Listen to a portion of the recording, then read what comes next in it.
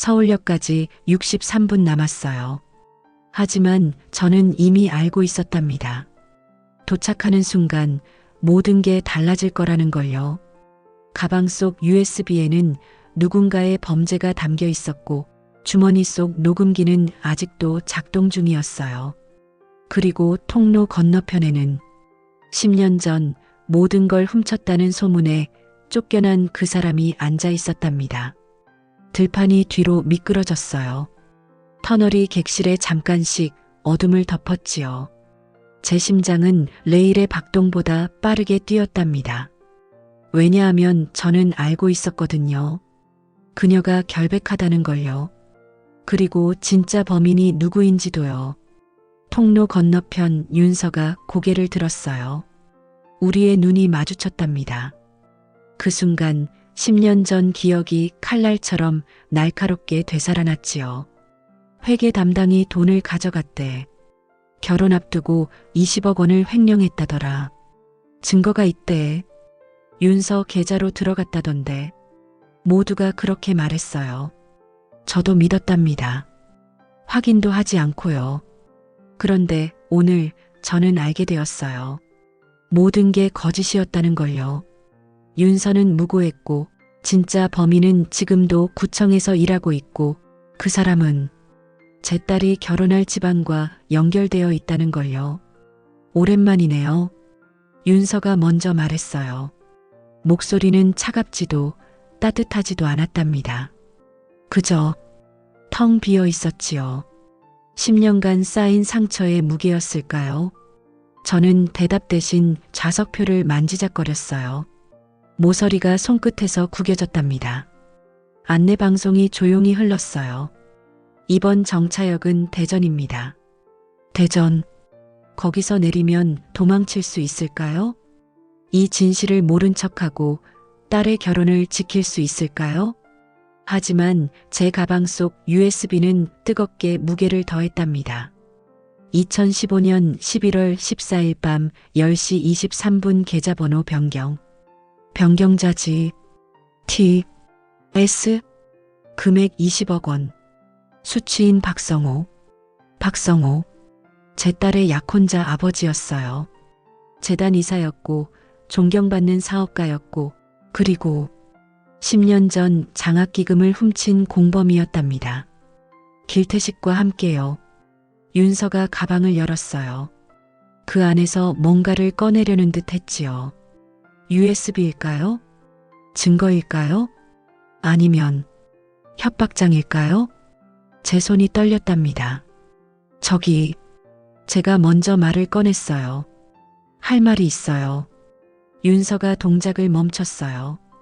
가방 지퍼는 반쯤 열린 채였지요. 전 알아요. 제가 계속 말했답니다. 당신이 결백하다는 걸요. 그리고 누가 진짜 범인인지도요. 윤서의 눈이 커졌어요. 뭐라고요? 증거도 있어요. 여기요. 저는 가방에서 USB를 꺼냈답니다.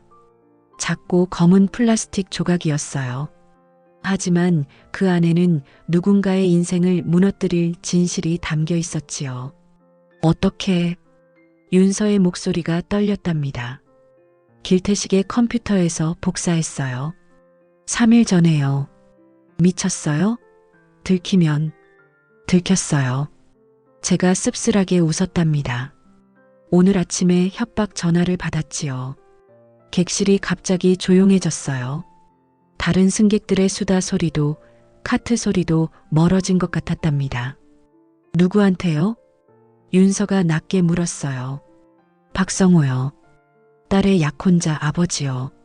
제가 주머니에서 녹음기를 꺼내 보였답니다. 작은 빨간 불이 깜빡이고 있었어요.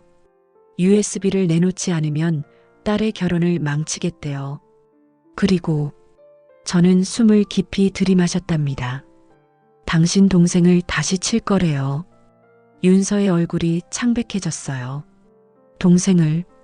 네. 3년 전 교통사고, 그거 박성호가 시킨 거 맞죠? 윤서가 대답하지 못했답니다. 하지만 그녀의 떨리는 손이 모든 걸 말해주고 있었어요. 열차가 터널로 들어섰어요. 객실이 순간적으로 어두워졌다가 다시 밝아졌지요. 그 짧은 어둠 사이로 저는 결심했답니다. 윤서 씨, 제가 그녀의 이름을 불렀어요.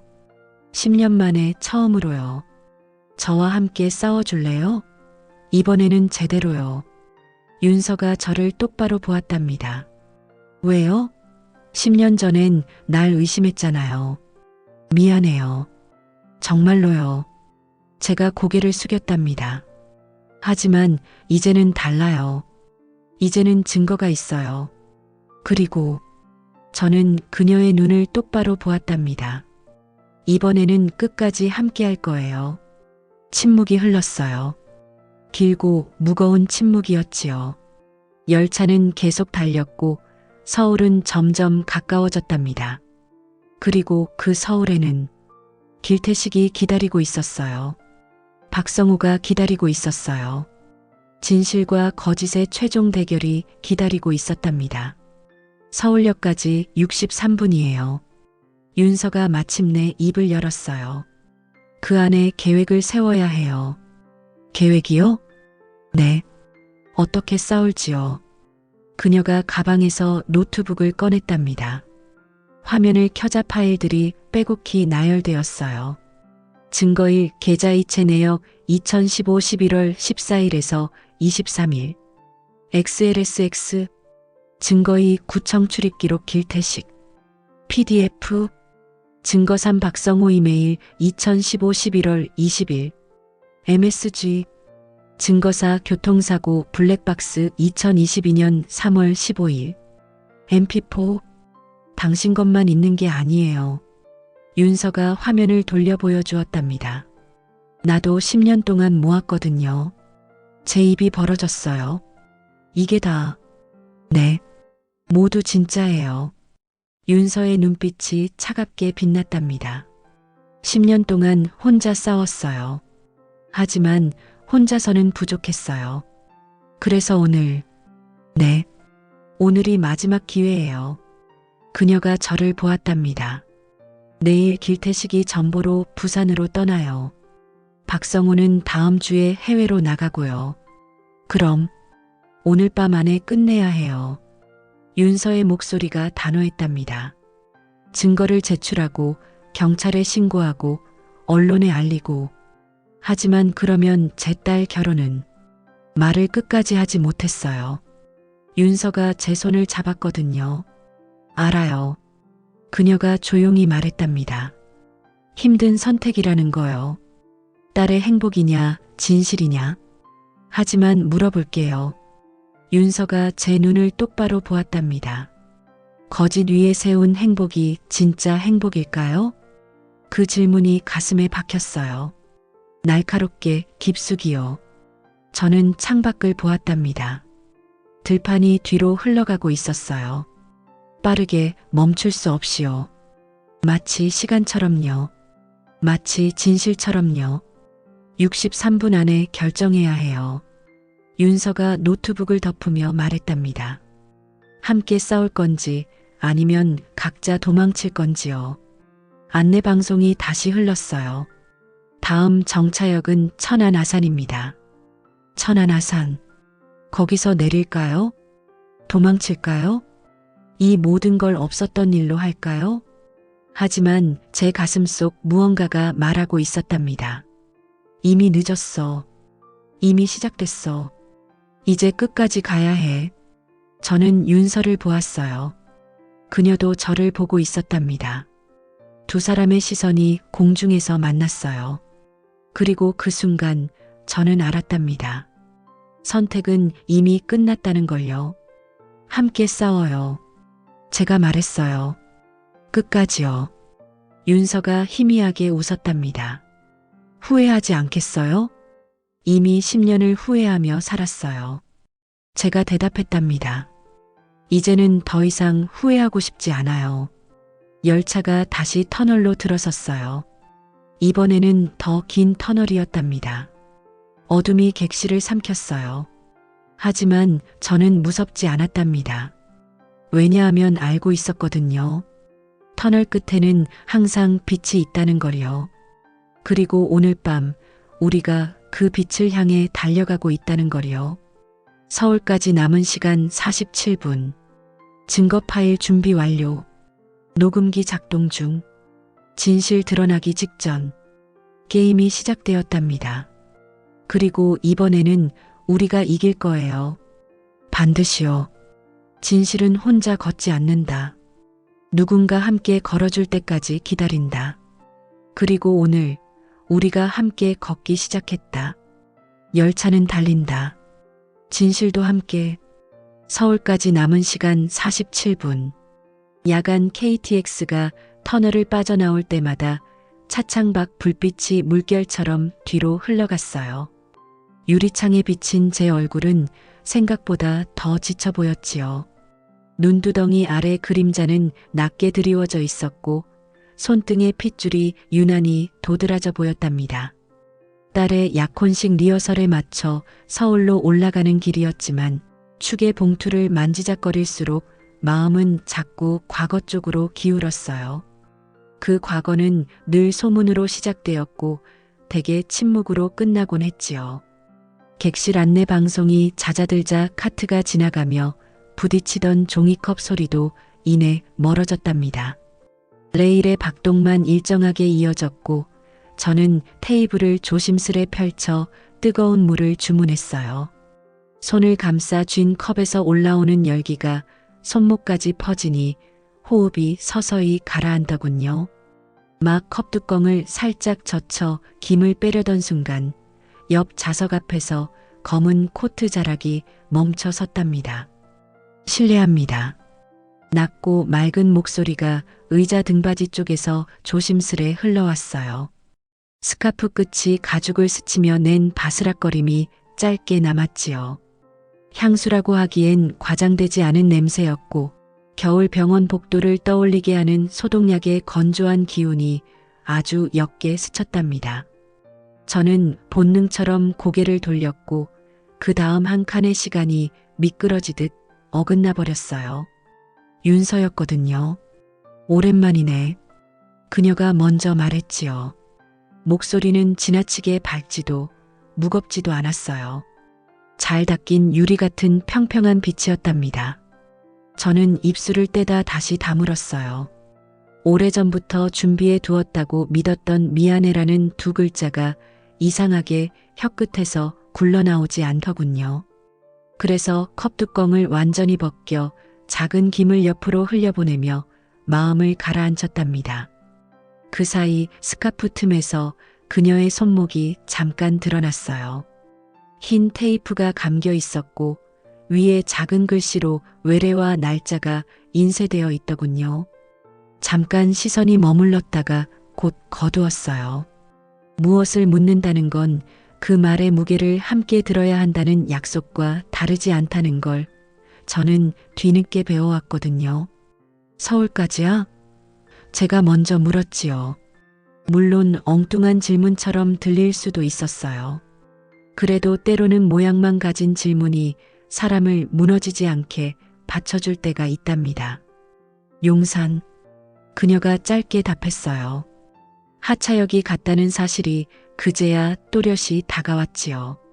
열차가 다시 터널로 들어서자 객실 조명이 잠깐 더 환해졌어요.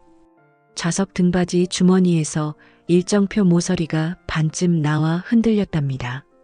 리허설 10시, 호텔 체크인, 드레스 수정으로 이어지는 글자들이 갑자기 낯설어 보였어요. 누군가의 내일을 축복하러 가는 길이었지만 제 어제는 아직 정리되지 않았던 셈이었지요. 그때 내가 하고 말문을 열었지만 목에서 금방 막혔어요. 열애전 동네 장학기금이 사라졌다는 소식이 톡방에 퍼졌을 때 사람들은 척척 단정했답니다. 회계 맡은 사람이 누군데? 결혼 앞두고 돈 맛봤대. 말은 순식간에 커졌고 저는 확인보다 확신을 먼저 붙잡았지요. 그 확신이 사실은 게으름이었다는 걸 아주 오래 지나서야 인정했답니다. 윤서는 창밖으로 고개를 돌리더니 고요한 눈빛으로 다시 저를 바라보았어요. 열차등이 그 눈에 작게 흔들리더군요. 그런데 그때 그녀가 아주 낮게 속삭였어요. 그 돈 내가 안 가져갔어요. 말이 너무 평평해서 오히려 더 무겁게 내려앉았지요. 하지만 다른 사람이 가져갔다는 건 알고 있어요. 제 심장이 한 박자 빠르게 뛰었답니다. 누가요? 아직은 말 못해요. 하지만 증거는 있어요. 윤서가 가방에서 작은 USB를 꺼내 테이블 위에 조용히 올려놓았지요. 검은 플라스틱 표면이 객실 조명을 받아 차갑게 반짝였어요. 여기 다 들어있어요. 날짜, 시간, 계좌번호, 접속 기록. 저는 USB를 바라보다가 그녀의 얼굴을 다시 보았답니다. 왜 그동안 가만히 있었어요? 말해도 믿어줄 사람이 없었거든요.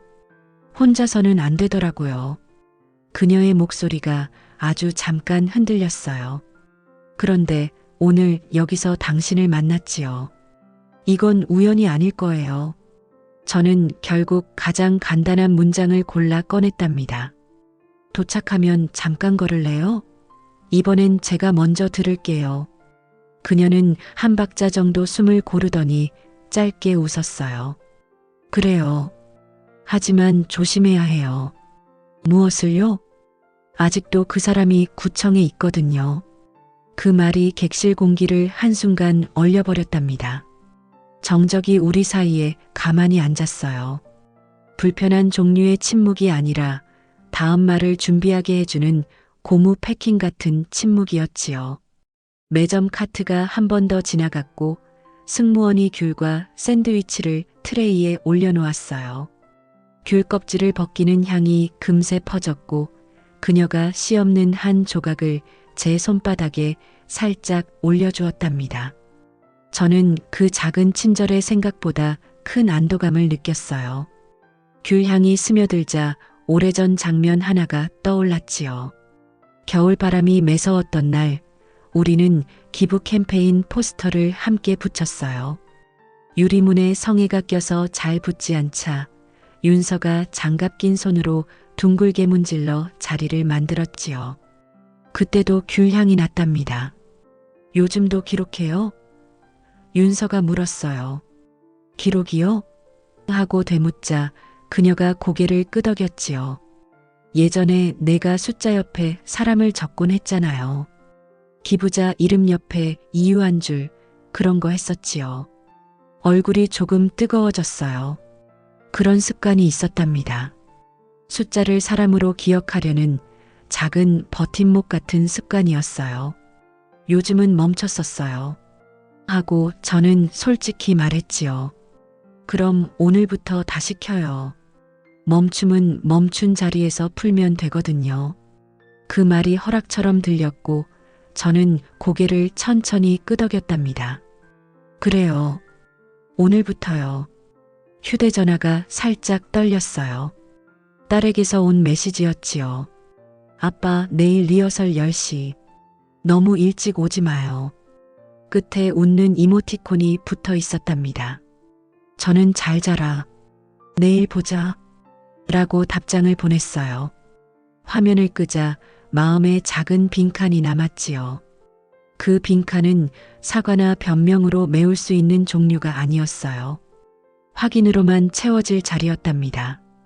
윤서, 제가 조심스레 불렀지요. 그녀가 고개를 들었어요.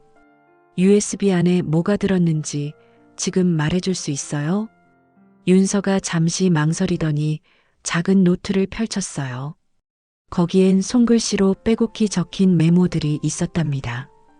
2015년 11월 14일 밤 10시 23분 계좌번호 변경. 2015년 11월 18일 밤 10시 47분 포스터 바코드 재발행 승인. 2015년 11월 22일 밤 11시 2분 기부금 입금 주소 변경. 모두 밤 시간이었어요. 그리고 모든 기록 끝에 같은 이니셜이 적혀 있었지요. G, T, S? 누구예요? 제가 물었어요. 길태식? 구청 주무관이에요. 그 이름이 제 기억 속을 천천히 헤집고 들어왔답니다. 열해 전 장학기금 담당자로 항상 밤늦게까지 남아 일하던 사람. 사람들이 성실한 공무원이라고 칭찬하던 그 사람이었지요. 하지만 이것만으로는 부족해요. 윤서가 낮게 말했어요. 그래서 내일 당신이 필요해요.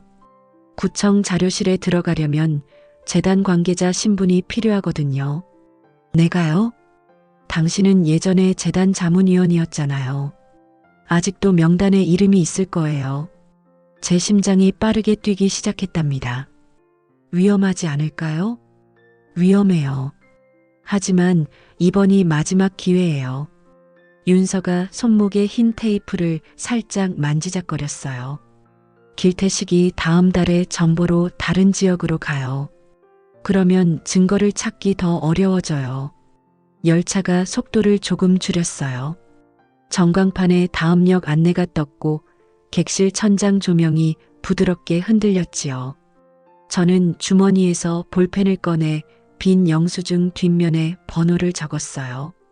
역 밖에서 5분만 걸어요. 자세한 계획을 들려주세요. 그녀는 종이를 접어 가방 안쪽 포켓에 넣었어요. 고마워요. 혼자서는 무서웠거든요. 이번에는 제가 묻고 제가 들을게요. 윤서가 짧게 웃었고 저는 노트를 덮었어요. 흰 테이프가 스카프 아래로 천천히 숨어들었답니다. 차축의 저음이 바닥을 통해 다리로 전달되었어요. 슬로잉, 슬로잉 레일의 리듬은 누구의 편도 들지 않는 것 같았지요. 다만 앞으로 나아가려는 자에게 같은 간격으로 발을 내밀게 할 뿐이었답니다. 문이 열리자 차가운 밤 공기가 객실로 밀려들었어요. 우리는 말없이 짐을 들었고 플랫폼 바닥의 흰 선이 발끝 아래로 미끄러져 지나갔지요. 문턱을 넘는 순간 저는 아주 작은 약속을 했어요. 오늘은 말보다 귀를 먼저 꺼내자고요. 첫걸음을 내디디자 과거가 한 칸 뒤로 물러섰어요. 그 뒤에 빈자리 하나가 생겼고 그 자리는 진실로 채우라고 남겨둔 자리 같았답니다. 증거는 말없이 쌓이고 소문은 조용히 무너진다. 용산역 바람이 생각보다 차갑더군요. 계단을 올라가니 간판 불빛이 빗물처럼 번져 보였고 택시줄에서 들려오는 한숨 같은 소리가 밤을 채우고 있었어요. 우리는 말없이 걸었지요. 엘리베이터 앞에 서 있다가 복도 끝 자판기에서 따뜻한 캔 음료를 2개 뽑았답니다. 손에 닿은 쇠기둥은 겨울의 시작처럼 차가웠어요. 여기서 들려줄게요. 윤서가 벤치에 앉으며 말했지요. 그녀는 가방에서 작은 노트북을 꺼냈어요. 화면이 켜지자 파란빛이 그녀의 얼굴을 비췄답니다. USB 안에 든 건 로그 파일이에요. 재단 기부 시스템에 접속한 기록들이죠. 화면에 줄줄이 나타나는 숫자들이 저를 압도했어요. 날짜, 시간, IP 주소, 계좌번호. 이걸 어떻게 구했어요? 열해 전 제가 마지막으로 출근한 날 밤에 백업해뒀어요. 뭔가 이상하다는 걸 알았거든요. 윤서가 화면을 스크롤하며 특정 부분을 가리켰어요. 2015년 11월 14일 22시 23분 17초 관리자 접속 IP 211.102 계좌번호 변경 1148에서 7192 2015년 11월 23일 08시 15분 33초 관리자 접속 IP 211.102 계좌번호 재변경 7192에서 1148 보세요. 열흘 동안만 다른 계좌로 바뀌었어요. 그리고 다시 원래대로 돌아왔지요. 제 손이 떨렸답니다. 그 열흘 동안 들어온 기부금이 약 20억 원이에요. 모두 7192 계좌로 들어갔어요. 윤서가 다른 파일을 열었어요. 은행 거래 내역서였답니다. 어떻게 구했는지는 묻지 않았어요. 7192 계좌 명의는 누구예요? 길태식의 처남이에요. 하지만 실제로 돈을 쓴 건 길태식이죠. 그녀가 또 다른 문서를 보여주었어요. 신용카드 결제 내역이었답니다. 2015년 12월 고급 레스토랑, 백화점, 골프장 모두 길태식의 이름으로 결제되어 있었지요. 이 돈이 어디서 났는지 확인했어요. 처남 계좌에서 이틀 전에 송금된 거예요. 저는 숨을 깊이 들이마셨답니다. 하지만 이것만으로는 법적 증거가 될까요? 그래서 내일 구청에 가야 해요. 윤서가 노트북을 덮었어요. 구청 자료실에는 당시 포스터 발주 기록이 있어요. 바코드를 누가 언제 몇 번이나 바꿨는지 원본 서류가 남아있을 거예요. 그걸 찾으면 IP 주소와 구청 컴퓨터를 매칭할 수 있어요. 그리고 그 컴퓨터를 밤에 쓴 사람이 누구인지 출입 기록으로 확인할 수 있죠. 윤서의 눈빛이 또렷했어요. 하지만 그 또렷함 뒤로 깊은 피로가 스며 있었답니다. 그런데 왜 지금까지 기다렸어요? 진작 경찰에 신고할 수도 있었잖아요. 그녀가 캔 음료를 천천히 마셨어요. 두려웠어요. 그 사람이 구청에 있는 동안엔 증거를 없앨 수도 있으니까요. 그래서 기다렸어요. 전보 발령이 나서 떠날 때까지요. 하지만 다음 달에 떠난다면서요? 그게 문제예요. 윤서가 손목에 흰 테이프를 다시 만지작거렸어요. 제 동생이 아파요.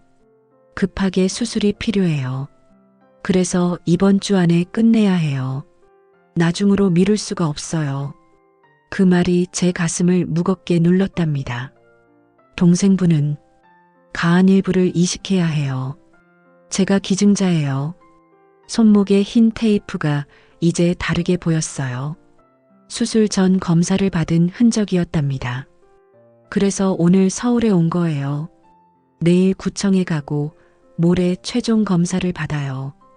다음 주 월요일이 수술이에요. 시간이 없었어요. 그리고 저는 이제 거절할 수 없었답니다. 알았어요. 내일 함께 가요. 윤서가 희미하게 웃었어요. 고마워요. 혼자서는 할 수 없었을 거예요. 우리는 역 밖으로 나가 택시를 잡았어요. 차 안에서 윤서가 조용히 말했지요.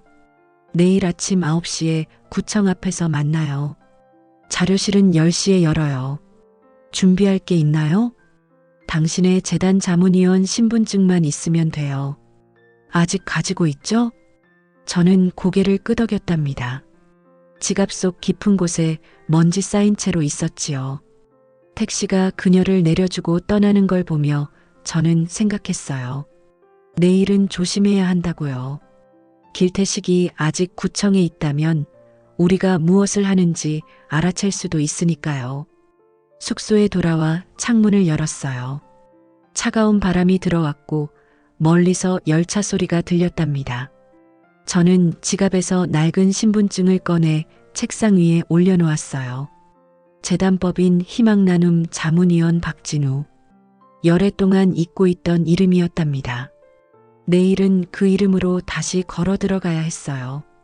진실을 찾기 위해서요. 잠들기 전 휴대전화를 확인했어요. 딸에게서 온 메시지가 하나 더 있었지요. 아빠, 리허설 장소가 바뀌었어요. 구청 근처 호텔로요. 혹시 아침에 시간 되면 들러요? 저는 잠시 망설였답니다. 내일 아침 구청 근처에 있게 될 거라는 우연이 묘하게 느껴졌어요. 그래, 들를게. 몇 시에? 10시요. 아빠 일찍 오지 말래니까 딱 그때 와요. 10시. 구청 자료실이 열리는 시간이었답니다. 무언가 맞아떨어지는 느낌이 불편했어요. 하지만 저는 답장을 보냈지요. 알았어. 10시에 보자. 불을 끄고 누웠지만 잠이 오지 않았어요. 윤서의 노트북 화면이 자꾸 떠올랐답니다. 그 숫자들, 날짜들, 이름들. 그리고 길태식이라는 이름이요. 창밖 어둠 속에서 누군가 저를 지켜보는 것 같은 느낌이 들었어요. 하지만 고개를 돌려 확인하지 않았답니다. 내일이면 알게 될 테니까요. 진실은 항상 어둠 속에 숨어 있다가 누군가 불을 켜는 순간 모습을 드러내니까요. 내일 우리가 그 불을 켜려 하고 있었답니다. 숫자는 거짓말하지 않는다. 하지만 사람은 숨는다. 아침 햇살이 구청 건물을 비추고 있었어요. 하지만 그 빛은 따뜻하지 않았답니다. 저는 정문 앞에서 윤서를 기다렸지요. 9시 정각 그녀가 나타났어요. 검은 코트에 모자를 깊이 눌러쓰고 큰 가방을 메고 있었답니다. 준비됐어요? 네. 신분증 가져왔어요. 우리는 함께 건물 안으로 들어갔어요. 1층 로비는 한산했답니다. 안내 데스크의 직원이 졸린 눈으로 우리를 바라보았지요. 자료실 이용하시려고요? 네. 재단 관련 문서를 찾으러 왔어요. 저는 신분증을 내밀었고 윤서는 뒤에서 조용히 서 있었답니다. 직원이 컴퓨터를 확인하더니 고개를 끄덕였어요. 3층입니다. 엘리베이터 타고 올라가세요. 자료실은 복도 끝에 있어요. 감사합니다. 엘리베이터 문이 닫히자 윤서가 작게 한숨을 내쉬었어요. 첫 관문은 통과했네요. 이제부터가 진짜예요. 저는 그렇게 말했지만 사실 제 심장은 빠르게 뛰고 있었답니다. 3층 복도는 생각보다 조용했어요. 형광등 불빛이 차갑게 내려앉아 있었고 발소리만 복도에 울렸지요. 자료실 문 앞에 도착했을 때 윤서가 제 팔을 살짝 잡았어요. 저기요. 그녀가 복도 반대편을 가리켰답니다. 홍보실이라는 팻말이 붙은 문이 보였어요. 그리고 그 문 앞에 한 남자가 서 있었답니다. 50대 초반쯤 되어 보이는 안경을 쓴 남자였어요. 길태식이에요. 윤서가 낮게 속삭였지요. 그 순간 남자가 고개를 들어 우리를 바라보았어요. 시선이 마주쳤답니다. 남자의 눈이 좁아졌어요. 그리고 천천히 우리 쪽으로 걸어오기 시작했지요. 자료실 이용하시나요? 목소리는 부드러웠지만 눈빛은 날카로웠답니다. 네, 재단 관련 문서를 찾으러 왔어요. 제가 대답했지요. 아, 그러시군요. 제가 주무관 길태식입니다. 혹시 어떤 자료를 찾으시는지? 2015년도 장학기금 관련 서류요. 윤서가 갑자기 말했어요. 저는 깜짝 놀라 그녀를 보았답니다. 너무 직접적이지 않냐고요. 길태식의 표정이 미묘하게 굳었어요. 2015년도요. 꽤 오래된 자료네요. 무슨 용건이신지 여쭤봐도 될까요? 감사 업무 때문에요. 당시 기부금 집행 내역을 확인해야 해서요. 윤서의 목소리는 흔들리지 않았답니다. 길태식이 잠시 침묵했어요. 그의 손이 주머니 속에서 무언가를 만지작거리는 게 보였지요. 그렇다면 제가 도와드리죠. 그때 제가 담당이었거든요. 그가 웃으며 말했지만 그 웃음은 입가에만 걸려 있었답니다. 아니에요. 직접 확인하고 싶어요. 윤서가 단호하게 말했어요. 공기가 팽팽해졌답니다. 그러시군요. 하지만 자료실 규정상 10년 이상 된 문서는 담당자 입회하에만 열람 가능합니다. 길태식이 신분증을 꺼내 보이며 말했어요. 제가 함께 들어가야 해요. 윤서의 얼굴이 창백해졌어요. 저는 빠르게 생각했답니다. 길태식이 함께 들어간다면 우리가 무엇을 찾는지 알게 될 거예요. 그리고 증거를 숨기거나 없앨 수도 있었지요. 알겠습니다. 그럼 함께 들어가죠. 저는 최대한 자연스럽게 말했어요. 하지만 저희가 원하는 건 포스터 발주 기록이에요. 거기 바코드 변경 내역이 있을 텐데요. 길태식의 눈빛이 순간 흔들렸답니다. 아주 짧은 순간이었지만 저는 놓치지 않았어요. 바코드 변경 내역이요? 네. 2015년 11월에 포스터 바코드가 여러 번 바뀌었다고 들었거든요. 윤서가 한 발 더 나아갔어요. 혹시 왜 바뀌었는지 아세요? 길태식이 안경을 고쳤으며 잠시 생각하는 척했어요. 글쎄요. 기억이 잘 안 나는데요. 아마 시스템 오류였을 거예요. 시스템 오류요? 네. 당시 기부 사이트에 문제가 많았거든요. 그렇군요. 그럼 자료실에서 확인해 봐야겠네요. 윤서가 자료실 문을 열려고 했을 때였어요. 복도 끝에서 누군가 다가오는 소리가 들렸답니다. 세 사람 모두 고개를 돌렸어요. 한 여성이 서류 뭉치를 들고 걸어오고 있었지요. 아, 문지연 씨. 길태식이 어색하게 웃었어요. 오랜만이네요. 문지연이었답니다. 열애 전 재단 회계 봉사자로 일했던 그녀였어요. 주무관님, 안녕하세요. 그녀가 인사했지만 목소리는 차갑게 식어 있었어요. 그리고 윤서를 보더니 눈이 커졌답니다. 윤서 언니? 지연아. 두 사람이 서로를 바라보았어요. 공기 중에 무언가 통하는 게 있었답니다. 여기는 왜? 자료 찾으러 왔어요. 너도? 저도요. 당시 제가 작성했던 수첩을 찾으러요. 문지연이 서류 뭉치를 들어 보였어요. 구청에 제출해야 하는 감사 자료거든요. 길태식의 얼굴이 눈에 띄게 굳어졌답니다. 문지연 씨, 그건 이미 제출했을 텐데요. 아니요. 원본은 제가 가지고 있었어요. 복사본만 제출했죠. 문지연이 차분하게 말했어요. 그리고 오늘 원본을 제출하러 왔어요. 감사원에서 요청했거든요. 감사원. 그 단어가 복도에 울렸답니다. 길태식의 안경 너머로 땀방울이 맺히는 게 보였어요. 감사원이요? 네. 2015년도 장학기금 관련해서 감사가 들어왔어요. 혹시 모르셨나요? 문지연의 목소리에 날이 서 있었답니다. 저는 그제야 깨달았어요. 오늘 이 우연이 아니었다는 걸요. 문지연도 준비하고 있었던 거예요. 윤서 혼자가 아니었답니다. 자, 그럼 자료실로 들어가죠. 다 같이요. 문지연이 문을 열며 말했어요. 길태식은 더 이상 막을 수 없었답니다. 네 사람이 자료실로 들어갔어요.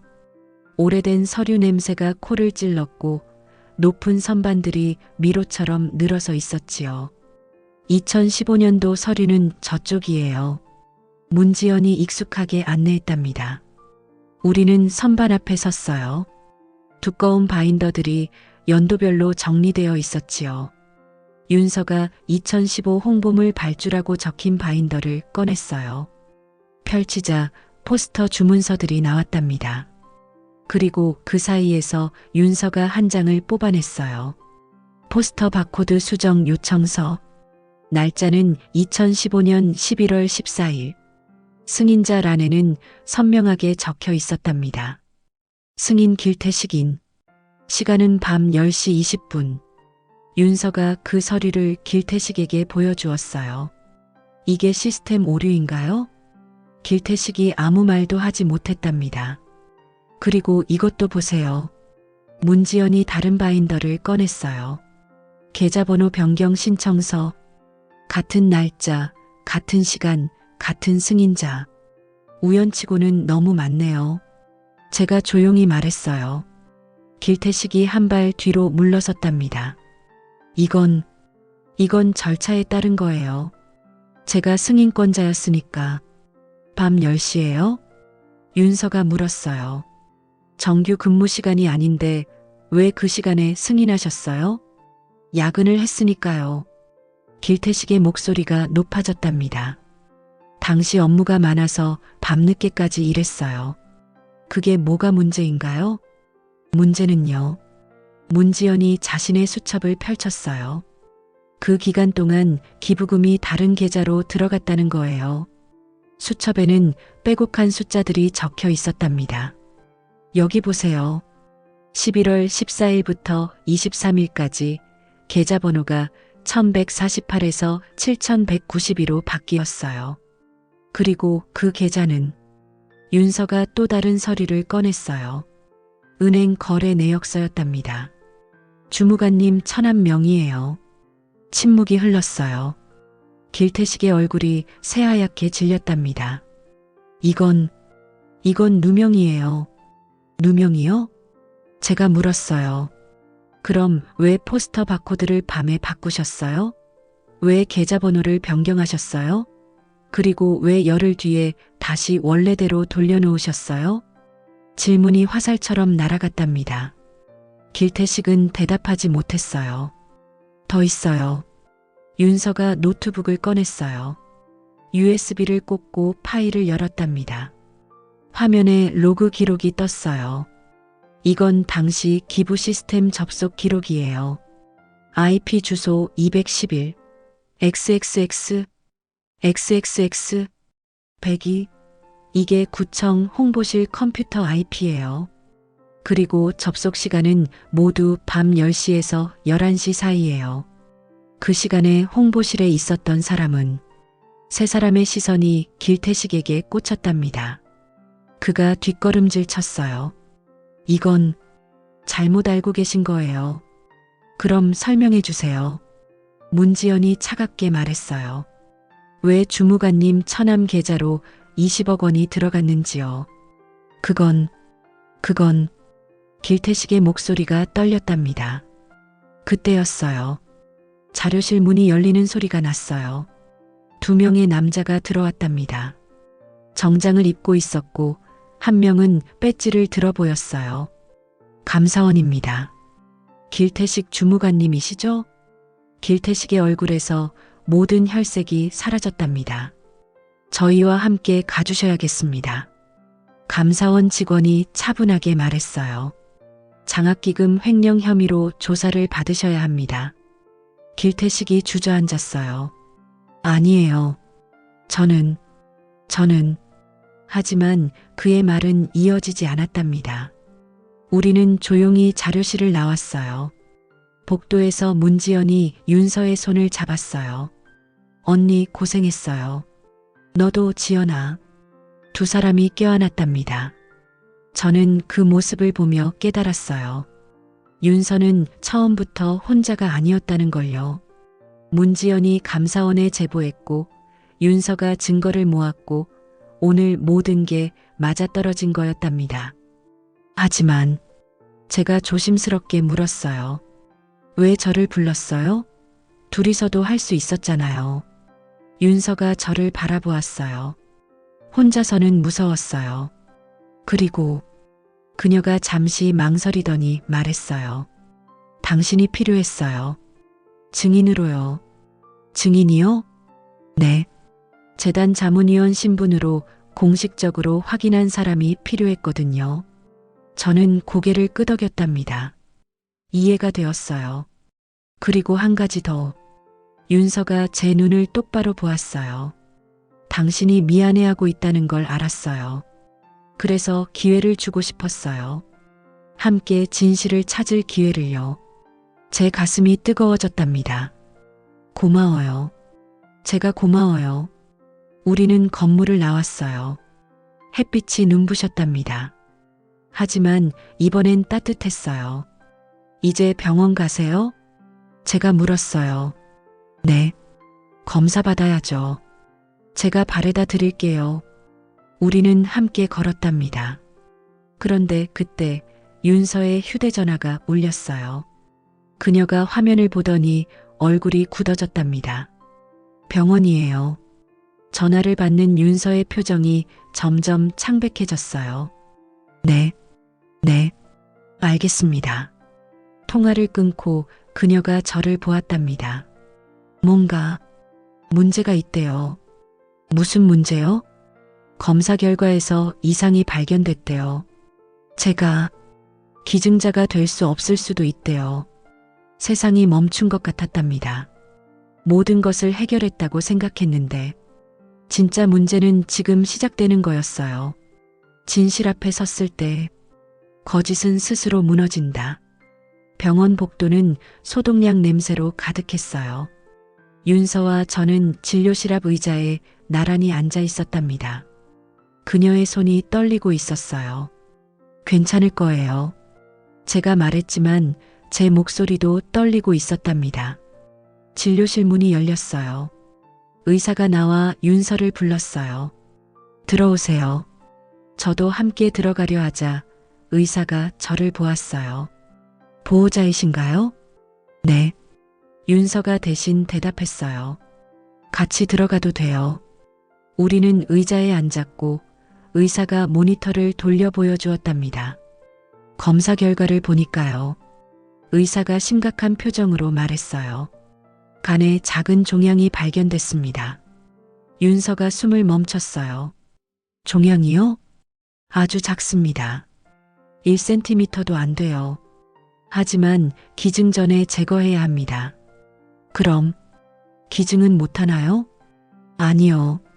종양을 제거하고 회복한 후에는 가능합니다. 의사가 차분하게 설명했어요. 하지만 문제는 시간입니다. 동생분 상태가 안 좋다고 들었는데 다음 주 월요일이 수술이에요. 윤서의 목소리가 떨렸답니다. 그때까지 가능한가요? 의사가 고개를 저었어요. 불가능합니다. 종양 제거 수술 후 최소 2주는 회복 기간이 필요해요. 그럼 어떡해요? 윤서가 울먹였답니다. 다른 기증자를 찾아야 합니다. 가족 중에 다른 분은 없어요. 저밖에 없어요. 침묵이 흘렀어요. 저는 윤서의 떨리는 손을 잡았답니다. 다른 방법은 없나요? 제가 물었어요. 대기자 명단에 올리는 수밖에요. 하지만 시간이 걸립니다. 그리고 동생분 상태로는 의사가 말을 잇지 못했어요. 우리는 진료실을 나왔답니다. 복도에서 윤서가 주저앉았어요. 어떡해요? 동생이. 그녀가 울기 시작했어요. 저는 그녀를 일으켜 세웠답니다. 아직 포기하지 마세요. 방법이 있을 거예요. 무슨 방법이요? 시간이 없어요. 그때였어요. 복도 끝에서 누군가 다가오고 있었답니다. 제 딸이었어요. 아빠. 딸이 달려왔어요. 리허설이 일찍 끝나서 혹시 여기 계실까 봐 왔어요. 딸이 우리를 보더니 놀란 표정을 지었어요. 무슨 일이에요? 저는 상황을 설명했답니다. 윤서의 동생 이야기, 기증 이야기, 그리고 방금 들은 소식까지요. 딸이 윤서를 바라보았어요. 혈액형이 어떻게 되세요? A형이요. 저도 A형이에요. 딸이 조용히 말했어요. 제가 검사 받아볼게요. 뭐라고요? 윤서가 놀라 딸을 보았답니다. 안 돼요. 당신은 곧 결혼하잖아요. 그리고 우리는 남이에요. 아니에요. 딸이 단호하게 말했어요. 열애 전 제가 아플 때 언니가 저를 병원에 데려다 준 적 있어요. 기억하세요? 윤서가 눈을 크게 떴답니다. 그때 그 아이가 네, 저예요. 언니는 절 모르겠지만 저는 기억해요. 딸이 윤서의 손을 잡았어요. 그때 언니가 말했어요. 괜찮을 거야. 누군가는 항상 도와주러 온다고요. 이번엔 제가 도와줄 차례예요. 눈물이 흘러내렸답니다. 윤서의 눈에서, 제 눈에서, 딸의 눈에서요. 복도가 흐릿하게 보였어요. 하지만 결혼식이 미루면 돼요. 딸이 웃었어요. 사람이 먼저죠. 우리는 다시 진료실로 들어갔답니다. 의사에게 딸이 검사를 받고 싶다고 했어요. 혈액형이 맞으면 조직 적합성 검사를 해야 합니다. 의사가 설명했어요. 시간이 촉박하니까 급하게 진행하죠. 검사는 그날 바로 시작됐답니다. 딸이 검사실로 들어가는 걸 보며 저는 복도 의자에 앉았어요. 윤서가 옆에 앉았답니다. 미안해요. 정말 미안해요. 미안할 것 없어요. 제가 말했어요. 우리 딸이 선택한 거예요.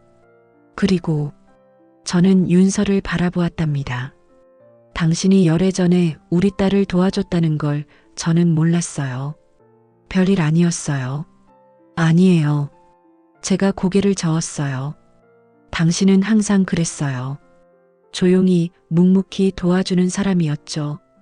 그런데 우리는 당신을 의심했어요. 이제 와서 무슨, 이제라도 알게 돼서 다행이에요. 시간이 천천히 흘렀답니다. 해가 기울고 복도의 그림자가 길어졌어요. 저녁 무렵 의사가 나왔어요. 조직 적합성 검사 결과가 나왔습니다. 우리는 숨을 죽였답니다. 기증이 가능합니다. 그 한마디에 세상이 다시 돌아가기 시작했어요. 다만 의사가 심각한 표정을 지었어요. 수술 일정을 앞당겨야 합니다. 동생분 상태가 악화되고 있어요. 언제요? 모레 아침이 최선입니다. 모레. 너무 빨랐어요. 딸이 검사실에서 나왔답니다.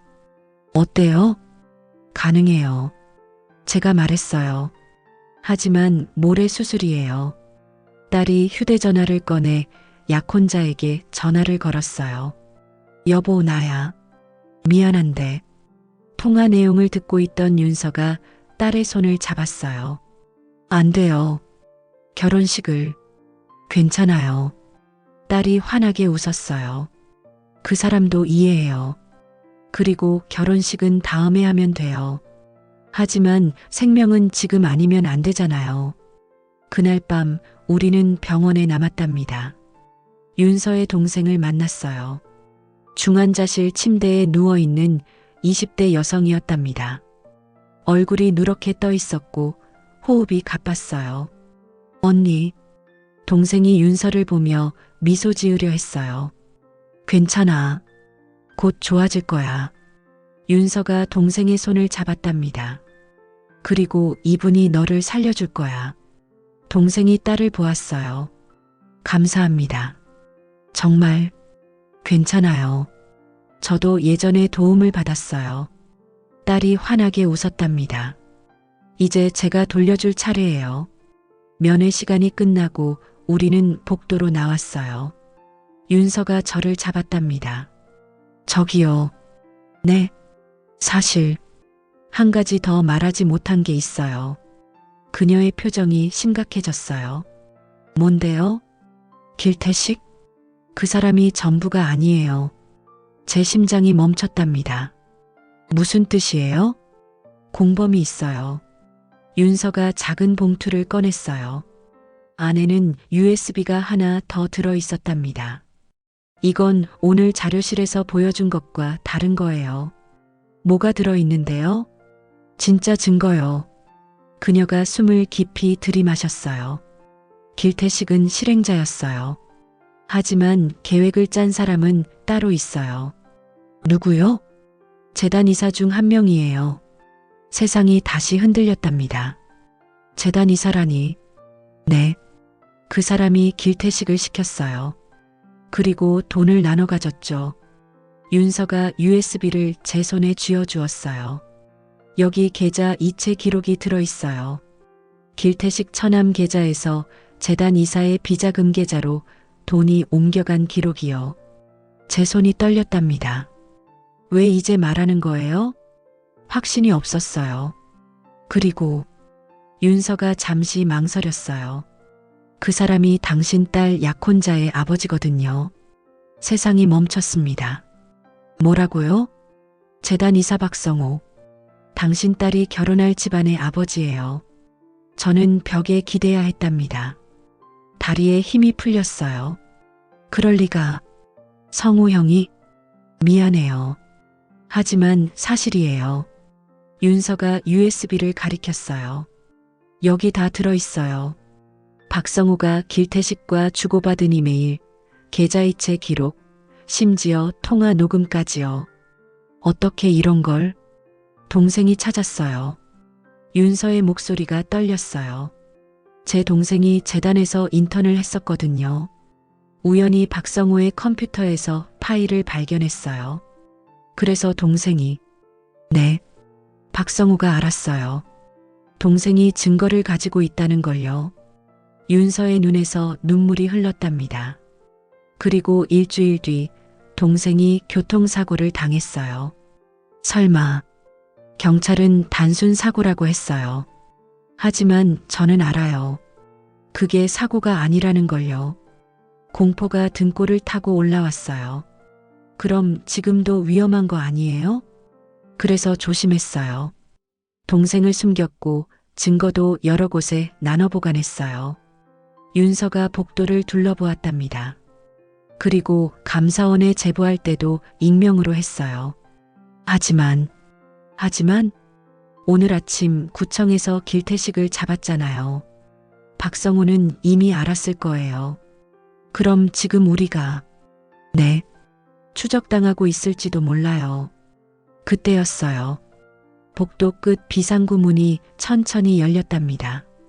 한 남자가 들어왔어요. 60대 초반 잘 차려입은 정장 차림이었지요. 박성호였습니다. 제 딸의 약혼자 아버지였어요. 진우야. 그가 친근하게 웃으며 다가왔어요. 여기서 뭐하나? 딸애가 병원에 있다기에 걱정돼서 왔지. 저는 본능적으로 윤서를 뒤로 숨겼답니다. 형님. 그리고 그 사람은? 박성호가 윤서를 보았어요. 그의 눈빛이 순간 차갑게 변했답니다. 혹시 윤서 씨? 오랜만이네요, 이사님. 윤서가 차갑게 말했어요.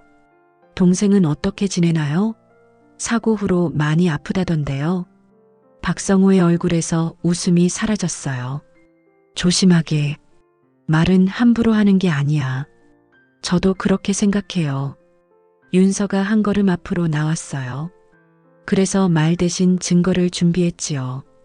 증거? 박성호가 웃었어요. 하지만 그 웃음은 위협적이었답니다.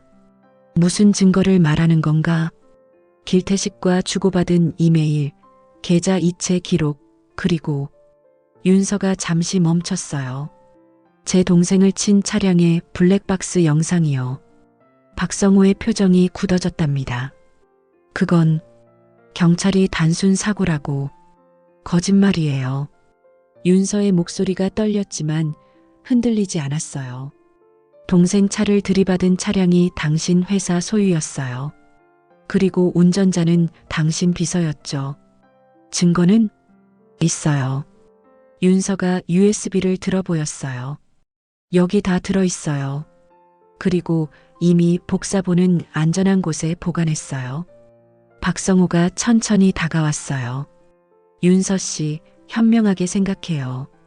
그 USB를 나한테 주면 동생 수술비는 내가 다 대주겠소. 필요 없어요. 그럼 뭘 원하나?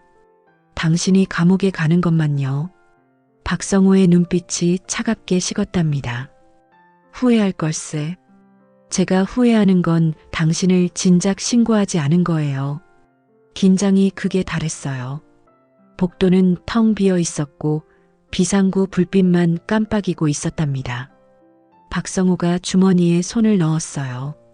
저는 본능적으로 윤서 앞을 막았답니다. 형님, 제발. 비키게, 진우야. 안 돼요. 이건 잘못된 거예요. 잘못된 건 저 여자가 주제넘게 나선 거야. 박성호의 목소리가 낮아졌어요. 처음부터 조용히 사라졌어야 했어. 동생처럼 말이야. 그 말이 모든 걸 증명했답니다. 동생의 사고가 정말로 그의 짓이었다는 것을요. 녹음되고 있어요. 윤서가 조용히 말했어요. 방금 하신 말 다 녹음됐어요. 윤서가 주머니에서 작은 녹음기를 꺼냈답니다. 빨간 불이 깜빡이고 있었어요. 박성호의 얼굴이 창백해졌어요. 그리고 복도 CCTV도 작동 중이에요. 윤서가 천장을 가리켰어요. 작은 카메라가 우리를 보고 있었답니다. 당신이 어떻게 나오든 이제 증거는 충분해요. 바로 그때였어요. 비상구 반대편 문이 열렸답니다. 2명의 경찰이 들어왔어요. 박성호 씨, 동행하시죠. 당신들이 누군데? 경찰입니다. 장학기금 횡령 및 살인 미수 혐의로 체포합니다. 경찰이 수갑을 꺼냈어요. 박성호가 뒷걸음질 쳤답니다. 이건 함정이야. 증거가 어디 있어? 증거는 충분합니다. 경찰이 USB를 들어 보였어요. 오늘 아침 감사원에서 넘겨받았습니다. 그리고 방금 당신이 한 말도 증거가 되겠네요. 수갑이 채워졌어요. 박성우가 끌려가는 걸 보며 저는 주저앉았답니다. 모든 게 너무 빨리 지나갔어요. 윤서가 제 어깨를 잡았어요.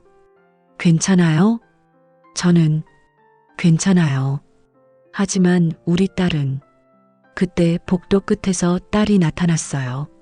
아빠, 딸이 천천히 걸어왔답니다. 다 들었어요. 미안해. 내 결혼이. 아빠, 딸이 제 손을 잡았어요. 괜찮아요. 정말이요. 하지만 제가 사랑한 건 그 사람이에요. 그 아버지가 아니에요. 딸이 환하게 웃었어요. 그리고 진짜 가족은 어려울 때 함께 있는 사람이잖아요. 그 사람은 이해해 줄 거예요. 딸이 윤서를 보았답니다. 그리고 지금은 언니 동생이 더 중요해요. 결혼식은 나중에 하면 돼요. 눈물이 흘렀어요. 이번엔 안도의 눈물이었답니다. 우리는 서로를 껴안았어요. 복도에서 형광등 불빛 아래서요. 경찰이 다가와 말했어요.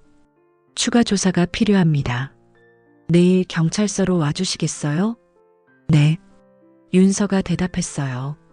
그리고 동생분 수술은 모레 아침이에요. 알겠습니다. 수술 후에 조사받으셔도 됩니다. 경찰이 떠나고 복도는 다시 조용해졌어요. 우리는 병실로 돌아갔답니다. 윤서의 동생이 자고 있었어요. 얼굴이 평화로워 보였답니다. 이제 끝난 건가요? 윤서가 물었어요. 아니요. 제가 대답했어요. 이제 시작이에요. 진짜 회복은 이제부터예요. 딸이 동생의 손을 잡았답니다. 모레 수술 잘 받자. 나도 함께 할게. 그날 밤 우리는 병실에서 함께 밤을 샜어요. 의자를 나란히 놓고 앉아서요. 가끔 간호사가 들어와 동생 상태를 확인했고 우리는 조용히 기다렸답니다. 새벽이 밝아올 무렵 윤서가 조용히 말했어요. 고마워요. 정말로요. 저야말로요. 아니에요. 당신이 없었으면 못했을 거예요. 우리가 함께해서 가능했어요. 저는 창밖을 보았답니다. 동이 트고 있었어요. 이제 진짜로 끝났어요. 소문도 의심도 거짓말도요. 네. 윤서가 고개를 끄덕였어요. 이제 진실만 남았어요. 해가 떠올랐답니다. 새로운 날이 시작되고 있었어요. 그리고 우리는 그 새로운 날을 함께 맞이하고 있었답니다. 한 가지 진실 뒤에는 또 다른 진실이 숨어 있다. 모레 아침은 차갑게 밝았어요. 병원 복도는 평소보다 조용했고 수술실 앞 대기실엔 우리 셋만 앉아 있었답니다. 윤서의 동생과 딸이 나란히 수술복을 입고 침대에 누워 있었어요. 무섭지 않아요? 동생이 딸에게 물었어요. 조금 무서워요. 하지만 괜찮아요. 딸이 동생의 손을 잡았답니다. 우리 함께 이겨내요. 고마워요. 정말 괜찮아요. 우리 이제 가족이잖아요. 딸이 환하게 웃었어요. 간호사가 들어왔답니다. 준비됐습니다. 들어가실게요. 두 침대가 천천히 움직이기 시작했어요. 윤서가 동생의 손을 꼭 잡았답니다. 잘하고 와. 나 여기서 기다릴게. 언니도. 응. 나도 잘할게. 저는 딸의 이마에 입을 맞췄어요. 사랑한다. 저도 사랑해요, 아빠. 수술실 문이 닫혔어요. 빨간 불이 켜졌답니다. 수술 중 우리는 대기실 의자에 앉았어요. 시간이 천천히 흘렀답니다. 1시간, 2시간, 3시간. 저는 자판기에서 커피를 뽑아왔어요. 윤서에게 건넸지만 그녀는 마시지 않았답니다. 그저 컵을 두 손으로 감싸 쥐고만 있었어요. 괜찮을 거예요. 제가 말했어요. 네, 알아요. 하지만 그녀의 목소리는 떨리고 있었답니다. 4시간째가 되었을 때 수술실 문이 열렸어요. 의사가 마스크를 벗으며 나왔답니다. 우리는 벌떡 일어났어요.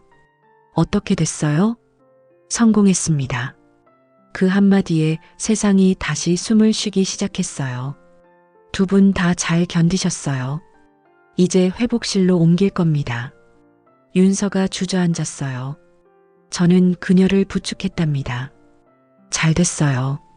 정말 잘 됐어요. 눈물이 흘렀어요. 기쁨의 눈물이었답니다.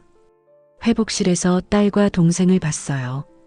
두 사람 모두 평화롭게 자고 있었답니다. 잘했어.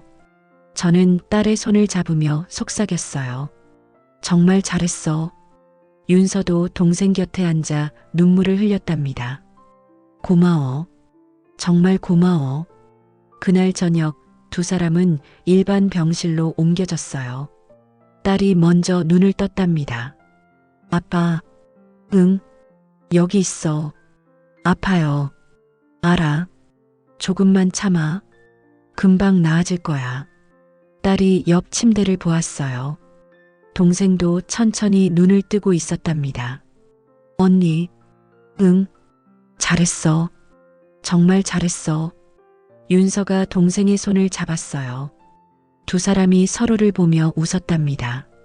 말은 필요 없었어요. 그 미소가 모든 걸 말해주고 있었거든요. 밤이 깊어갔어요. 저는 복도에서 약혼자를 만났답니다. 딸의 약혼자였어요. 아버님, 그가 조심스럽게 다가왔어요. 민준이, 죄송합니다. 아버지가 그런 일을, 내 잘못이 아니야. 저는 그의 어깨를 잡았어요. 내 아버지의 잘못이지, 내 잘못이 아니야. 하지만 결혼은 서연이 생각을 들어봐야지. 저는 병실을 가리켰어요. 내가 직접 물어봐. 민준이 병실로 들어갔답니다. 딸이 그를 보며 미소 지었어요. 왔어? 응. 미안해. 뭐가? 아버지 일. 그리고 이렇게 돼서. 괜찮아. 딸이 그의 손을 잡았어요. 중요한 건 내가 어떤 사람인지야. 내 아버지가 어떤 사람인지가 아니라. 정말 괜찮은 거야? 응. 하지만 딸이 잠시 멈췄어요. 결혼식은 미뤄야 할 것 같아. 회복하는데 시간이 필요하거든. 당연하지. 천천히 하자. 민준이 딸의 이마에 키스했어요. 기다릴게. 얼마든지. 저는 복도에서 그 모습을 보며 미소 지었답니다. 진짜 사랑은 이런 거구나 싶었어요. 어려울 때 함께 있어주는 것이요. 며칠이 지났어요. 딸과 동생 모두 빠르게 회복했답니다. 일주일 후 두 사람은 나란히 휠체어에 앉아 병원 정원을 산책했어요. 고마워요, 정말. 동생이 딸에게 말했어요. 덕분에 살았어요. 아니에요. 저야말로 고마워요. 딸이 웃었어요. 언니가 예전에 저를 도와줬잖아요. 이제 제가 갚은 거예요. 기억하고 있었어요? 네. 절대 잊을 수 없는 일이었어요. 두 사람이 손을 잡았답니다. 윤서와 저는 뒤에서 그 모습을 지켜보았어요. 이제 정말 끝났네요. 윤서가 말했어요. 네.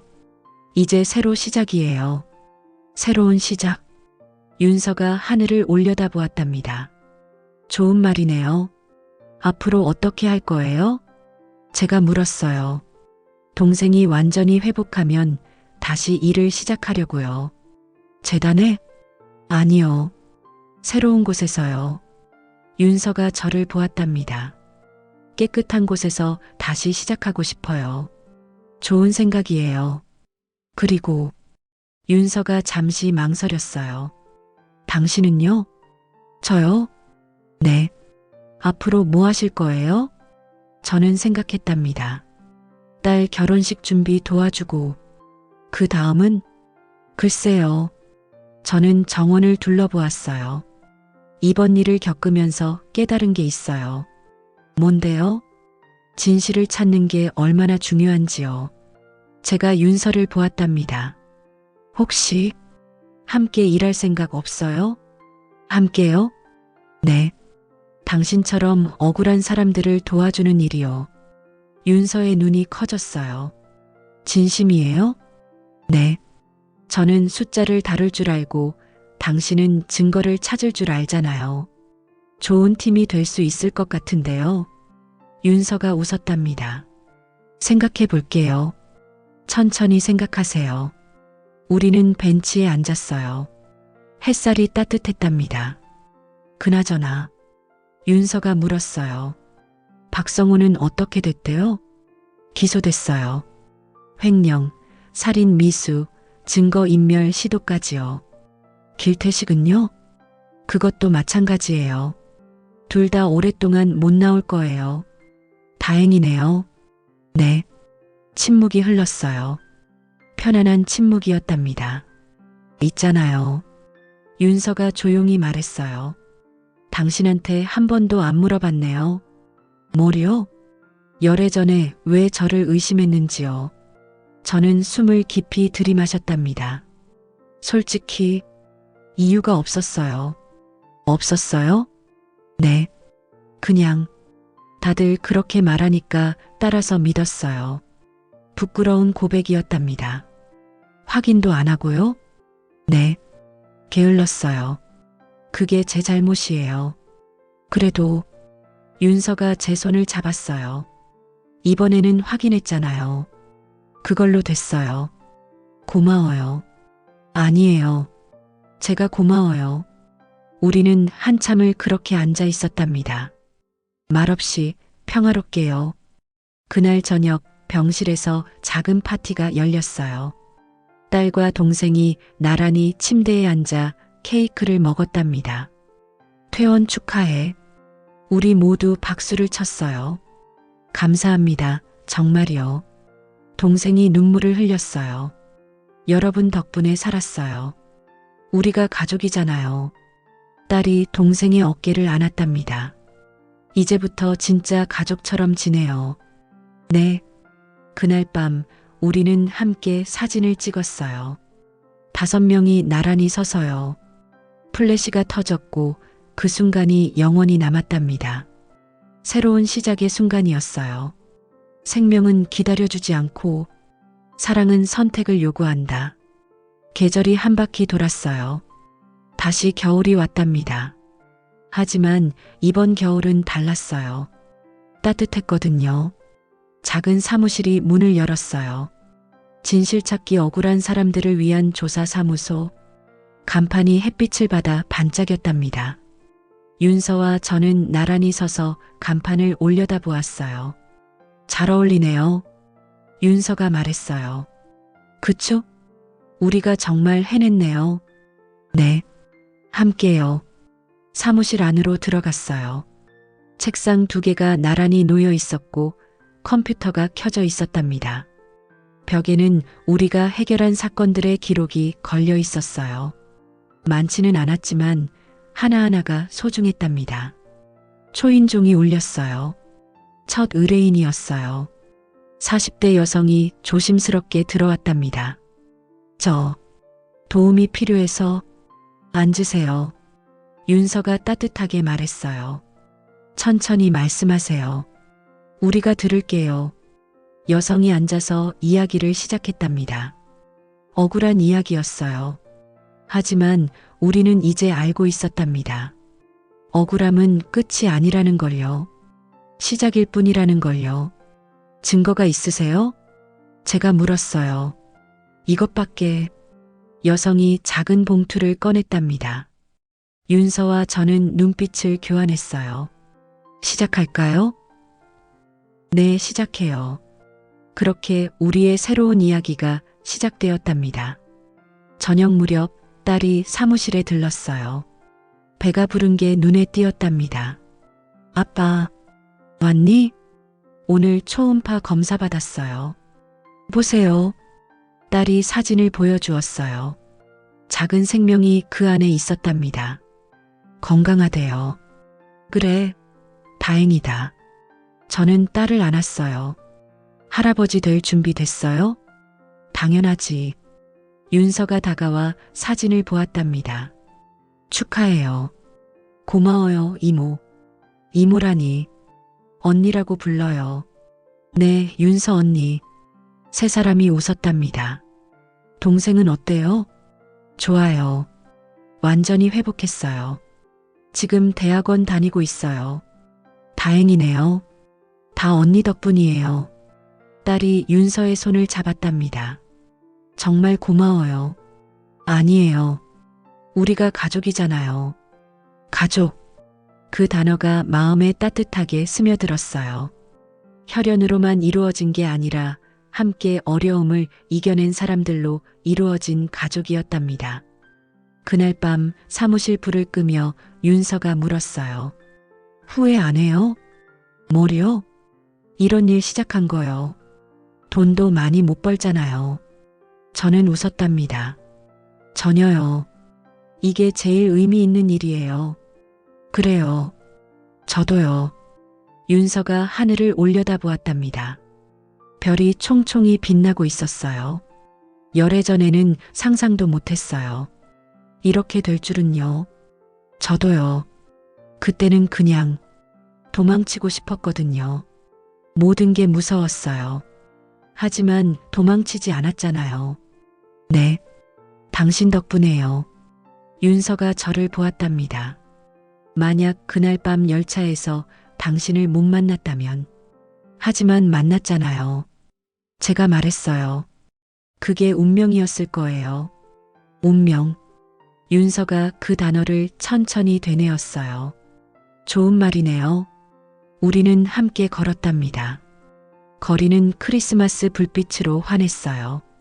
다음 주가 딸 결혼식이죠? 네, 드디어요. 초대해줘서 고마워요. 당연하죠. 우리 가족인데요. 가족이라는 말을 할 때마다 가슴이 따뜻해졌답니다. 그나저나 윤서가 장난스럽게 물었어요. 결혼식 축사 준비했어요? 아직요. 뭐라고 해야 할지. 진실을 말하세요. 진실이요? 네. 당신이 딸을 얼마나 사랑하는지, 그리고 이 모든 일을 겪으며 깨달은 것들을요. 저는 생각했답니다. 무슨 말을 해야 할까요? 말해줄까요? 윤서가 제 팔을 잡았어요. 사람은 완벽하지 않다고요. 실수도 하고 의심도 하고 때로는 진실을 외면하기도 한다고요. 하지만 그녀가 계속 말했어요. 중요한 건 다시 돌아올 수 있는 용기라고요. 잘못을 인정하고 진실을 찾고 함께 걸어갈 수 있는 용기요. 좋은 말이네요. 제 경험담이에요. 윤서가 웃었답니다. 그래서 확신해요. 당신 딸도 좋은 삶을 살 거예요. 넘어져도 다시 일어날 줄 아는 아빠를 봤으니까요. 제 눈시울이 뜨거워졌어요. 고마워요. 아니에요. 우리는 강변에 도착했답니다. 한강이 불빛을 반사하며 흐르고 있었어요. 여기서 잠깐 쉬어가요. 벤치에 앉았어요. 찬바람이 불었지만 춥지 않았답니다. 1년 전 이맘때 윤서가 말을 꺼냈어요. 우리 열차에서 만났었죠. 네. 그때가 시작이었어요. 모든 게 무서웠어요. 진실을 밝혀도 아무도 믿어주지 않을까 봐요. 하지만 사람들은 믿어줬어요. 네. 증거가 있었으니까요. 윤서가 가방에서 작은 USB를 꺼냈답니다. 그때 그 USB였어요. 이거 아직 가지고 있어요? 네. 기념품이에요. 그녀가 USB를 빛에 비춰보았어요. 이 작은 게 모든 걸 바꿔놨네요. 진실의 무게는 크기가 아니라 내용이니까요. 맞아요. 윤서가 USB를 다시 가방에 넣었답니다. 그리고 이제는 다른 사람들의 USB를 찾아주는 일을 하고 있고요. 그게 우리 일이죠. 침묵이 흘렀어요. 강물 소리만 들렸답니다. 있잖아요. 윤서가 조심스럽게 말했어요. 네. 혹시 저한테 물어보고 싶은 거 없어요? 무슨? 우리 관계요. 제 심장이 빨리 뛰기 시작했답니다. 무슨 말이에요? 우리가 동료인 건 알아요. 하지만 윤서가 저를 똑바로 보았어요. 그것만은 아니잖아요. 저는 대답하지 못했답니다. 사실 저도 그 질문을 스스로에게 하고 있었거든요. 저도 잘 모르겠어요. 솔직하게 말했어요. 다만 당신과 함께 있으면 편해요. 그리고 자연스러워요. 저도요. 윤서가 미소 지었어요. 그럼 그걸로 충분한 것 같아요. 지금은요? 지금은요? 네. 나중에 생각해요. 그녀가 일어섰답니다. 이제 들어가요. 내일도 의뢰인이 와요. 그래요. 우리는 함께 걸어갔어요. 나란히 같은 속도로요. 결혼식 날이 밝았어요. 호텔 연회장은 꽃으로 가득했답니다. 딸은 아름다운 드레스를 입고 있었어요. 예쁘다. 제가 말하자 딸이 웃었어요. 아빠 덕분이에요. 내가 뭘? 아빠가 진실을 찾아줬잖아요. 그래서 제가 이 자리에 설 수 있는 거예요. 딸이 제 손을 잡았답니다. 1년 전에는 이런 날이 올 줄 몰랐어요. 모든 게 무너질 것 같았거든요. 하지만 견뎠잖아. 우리 함께 견뎠죠. 음악이 흘러나왔어요. 행진곡이었답니다. 아빠 가요. 딸과 함께 버진 로드를 걸었어요. 하객들이 일어나 박수를 쳤답니다. 윤서도 앞줄에 앉아 환하게 웃고 있었어요. 그 옆에는 동생이 앉아 있었지요. 건강하게 회복한 모습이었답니다. 문지연도 보였어요. 그리고 감사원 직원들도 왔더군요. 우리와 함께 진실을 찾았던 사람들이었어요. 신랑이 서 있었답니다. 민준이 딸을 보며 환하게 웃었어요. 저는 딸의 손을 민준에게 건넸답니다. 잘 부탁해요. 물론이죠, 아버님. 식이 진행됐어요. 서약이 끝나고 반지를 교환했답니다. 이제 키스하셔도 됩니다. 주례가 말했어요. 두 사람이 키스했고 박수가 터졌답니다. 제 눈에서 눈물이 흘렀어요. 행복한 눈물이었답니다. 피로연이 시작됐어요. 하객들이 축하 인사를 건넸답니다. 축사 부탁드립니다. 사회자가 저를 불렀어요. 저는 단상에 올라갔답니다. 마이크를 잡고 사람들을 바라보았어요. 1년 전, 저는 천천히 말을 시작했어요. 저는 진실을 외면하는 사람이었습니다. 사람들이 조용해졌답니다. 누군가를 의심했고 확인하지 않았고 소문을 믿었습니다. 그게 얼마나 큰 잘못인지 몰랐습니다. 목소리가 떨렸어요.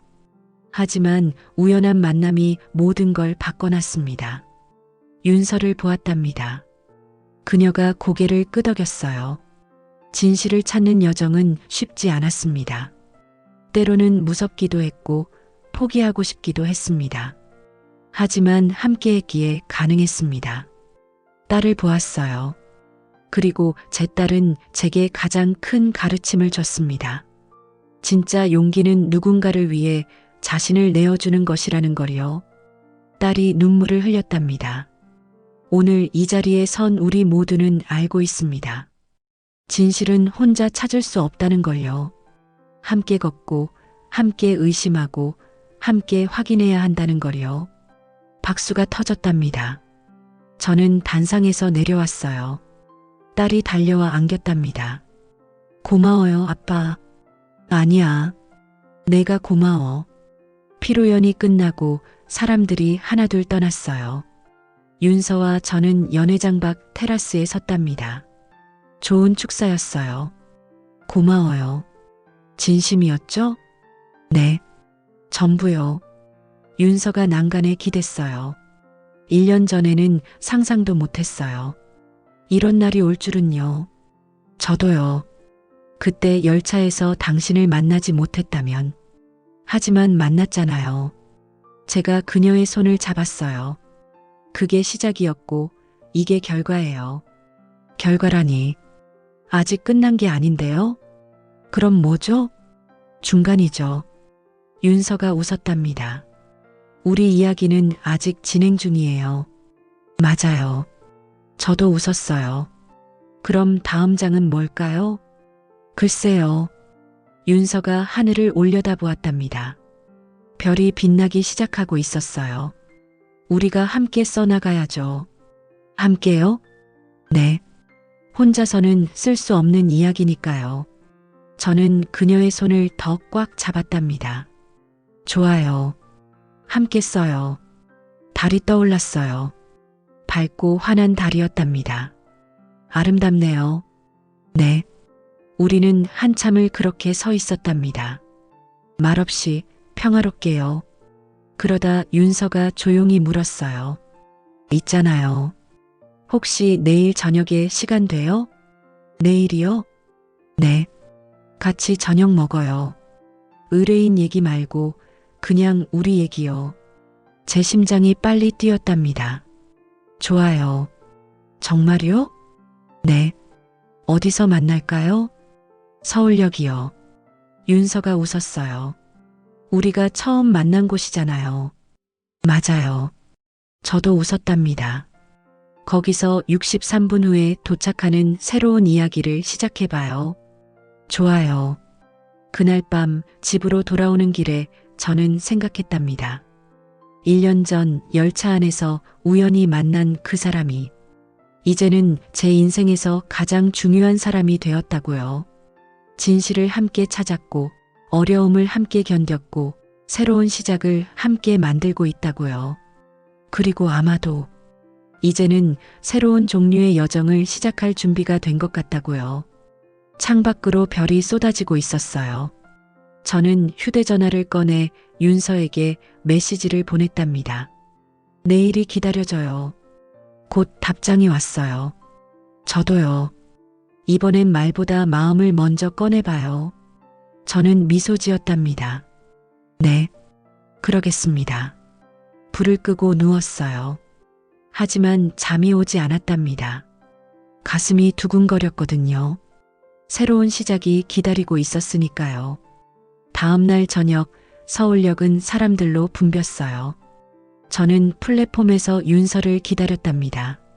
손에는 작은 귤 봉지가 들려 있었어요. 우리의 시작을 기억하는 작은 선물이었지요. 왔어요? 뒤에서 목소리가 들렸어요. 돌아보니 윤서가 서 있었답니다. 오늘은 평소와 달리 조금 차려입었더군요. 오래 기다렸어요? 아니요. 방금 왔어요. 저는 귤 봉지를 건넨답니다. 이거 기억하죠? 네. 1년 전에도 우리 귤을 먹었었죠. 윤서가 환하게 웃었어요. 어디 갈까요? 걸어요. 그냥 천천히요. 우리는 역을 나와 강변으로 걸었답니다. 날씨는 추웠지만 마음은 따뜻했어요. 오늘 새 의뢰가 들어왔어요. 윤서가 말했어요. 어떤 거예요? 10년 전 억울하게 해고된 선생님이요. 증거를 찾아달래요. 할 수 있을 것 같아요? 우리라면 할 수 있죠. 그녀가 자신 있게 말했답니다. 언제나 그랬으니까요. 벤치에 앉았어요. 윤서가 귤을 까서 하나 건넸답니다. 고마워요. 별 말씀을요. 한참을 말없이 귤을 먹었어요. 그러다 윤서가 조용히 말했답니다. 1년이 지났네요. 네. 많은 일이 있었어요. 정말요. 무섭기도 했고 힘들기도 했고. 윤서가 잠시 멈췄어요. 하지만 후회는 안 해요. 저도요. 제가 말했어요. 오히려 감사해요. 뭐가요? 그날 열차에서 당신을 만난 것이요. 윤서가 저를 보았답니다. 저도 감사해요. 혼자였으면 못했을 거예요. 이제는 혼자가 아니잖아요. 네. 그녀가 제 손을 잡았어요. 이제는 함께니까요. 강물이 흘렀어요. 불빛이 물 위에서 춤을 췄답니다. 있잖아요. 제가 조심스럽게 말을 꺼냈어요. 네. 우리 앞으로도 계속 함께할 수 있을까요? 동업자로요? 그것도요. 하지만 저는 숨을 깊이 들이마셨답니다. 그것만은 아니고요. 윤서가 미소 지었어요. 드디어 말하네요. 네. 저 기다렸어요. 당신이 먼저 말하기를요. 알고 있었어요? 네. 눈에 다 보였거든요. 그녀가 웃었답니다. 저도 마찬가지였어요. 제 심장이 뛰었어요. 그럼, 네. 우리 함께해요. 윤서가 제 손을 더 꽉 잡았답니다. 동업자로도 그리고 그 이상으로도요. 그 순간 세상이 멈춘 것 같았어요. 아니, 오히려 다시 시작된 것 같았답니다. 고마워요. 제가 말했어요. 아니에요. 제가 고마워요. 우리는 서로를 바라보았답니다. 그리고 천천히 가까워졌어요. 첫 키스는 부드러웠답니다.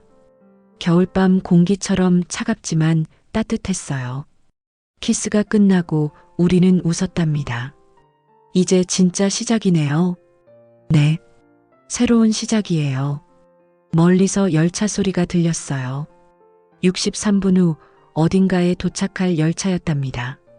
하지만 우리는 이미 도착했어요. 서로에게요. 그날 밤 우리는 오래 걸었답니다. 손을 잡고 천천히요. 말은 많지 않았어요. 하지만 침묵은 편안했답니다. 함께하는 침묵이었으니까요. 내일도 출근하죠? 당연하죠. 의뢰인이 기다리니까요. 그럼 내일 봐요. 네. 내일이요. 헤어지기 전 윤서가 다시 한번 저를 안았답니다. 행복해요. 저도요. 이게 진짜 맞죠? 꿈이 아니죠? 진짜예요. 제가 그녀를 더 꽉 안았답니다. 우리가 함께 만든 진실이에요. 별이 쏟아지는 밤이었어요. 차가운 겨울이었지만 우리는 따뜻했답니다. 함께였으니까요. 그리고 이제는 알고 있었어요. 진실은 혼자 찾을 수 없다는 걸, 사랑도 혼자 만들 수 없다는 걸, 모든 건 함께하는 것에서 시작된다는 걸요. 63분 전 열차 안에서 우연히 만난 두 사람이 이제는 인생을 함께 걸어갈 동반자가 되었답니다. 소문은 멈췄고, 진실은 걸었고, 사랑은 시작되었어요. 그리고 우리의 이야기는 지금도 계속되고 있답니다. 시간이 흘러도 진실은 빛을 잃지 않는다. 작은 사무실은 이제 조금 더 커졌어요. 직원도 3명이 늘었답니다. 진실 찾기는 이제 많은 사람들이 찾는 곳이 되었지요. 벽에는 감사 편지들이 가득 걸려 있었어요. 언니, 새 의뢰 들어왔어요. 문지연이 서류를 들고 들어왔답니다. 그녀도 이제 우리 팀의 일원이었어요. 어떤 건데? 윤서가 물었어요. 20년 전 누명 쓴 분이요. 증거를 찾아달래요. 할 수 있을까요? 우리가 못할 게 뭐 있어요? 제가 웃으며 말했답니다. 그동안 불가능한 것들도 다 해냈잖아요. 초인종이 울렸어요. 문이 열리고 한 여성이 들어왔답니다. 배가 불러 있었어요. 어서 오세요. 윤서가 일어나 맞이했어요. 그리고 그 순간 저는 깨달았답니다. 윤서도 같은 상태라는 걸요. 3개월 전에 결혼했고 지금 우리에게는 새로운 생명이 자라고 있었답니다. 축하드려요. 의뢰인이 윤서의 배를 보며 말했어요. 고마워요. 윤서가 환하게 웃었답니다. 언제 예정이에요? 6개월 후요. 축하해요. 의뢰인도 웃었답니다. 저는 3개월 후에요. 두 여성이 서로를 보며 웃었어요. 새로운 생명들이 자라고 있었답니다. 새로운 시작들이 기다리고 있었지요. 상담이 끝나고 의뢰인이 떠난 후 우리는 잠시 쉬었답니다. 피곤하죠? 제가 물었어요. 괜찮아요. 윤서가 배를 쓸어내리며 말했어요. 행복하니까요. 저도요. 저는 그녀의 손을 잡았답니다. 우리 아이가 태어나면 뭐예요? 진실을 사랑하는 아이로 키워요. 당연하죠. 윤서가 웃었답니다. 그리고 용기 있는 아이로요. 네. 진실을 위해 싸울 줄 아는 아이로요. 창밖으로 해가 지고 있었어요. 아름다운 노을이었답니다. 5년 전 윤서가 조용히 말했어요. 열차 안에서 당신을 봤을 때요. 네. 이렇게 될 줄 몰랐어요. 저도요.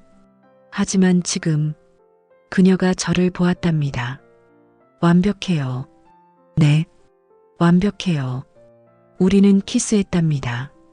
부드럽고 따뜻한 키스였어요. 그리고 그 순간 저는 깨달았답니다. 진실을 찾는 여정이 결국 사랑을 찾는 여정이기도 했다는 걸요. 소문은 멈췄고 증거는 말했고 사랑은 계속되고 있었답니다. 63분 전 시작된 이야기는 이제 평생의 이야기가 되었어요. 그리고 우리는 알고 있답니다. 이 이야기는 영원히 계속될 거라는 걸요. 63분의 진실이 끝났습니다. 하지만 다음 이야기는 이미 시작되고 있습니다. 구독으로 함께 달려요. 좋아요, 알림 설정, 그리고 댓글로 당신의 생각을 남겨주세요. 당신이 남긴 한 줄이 다음 진실의 시작입니다.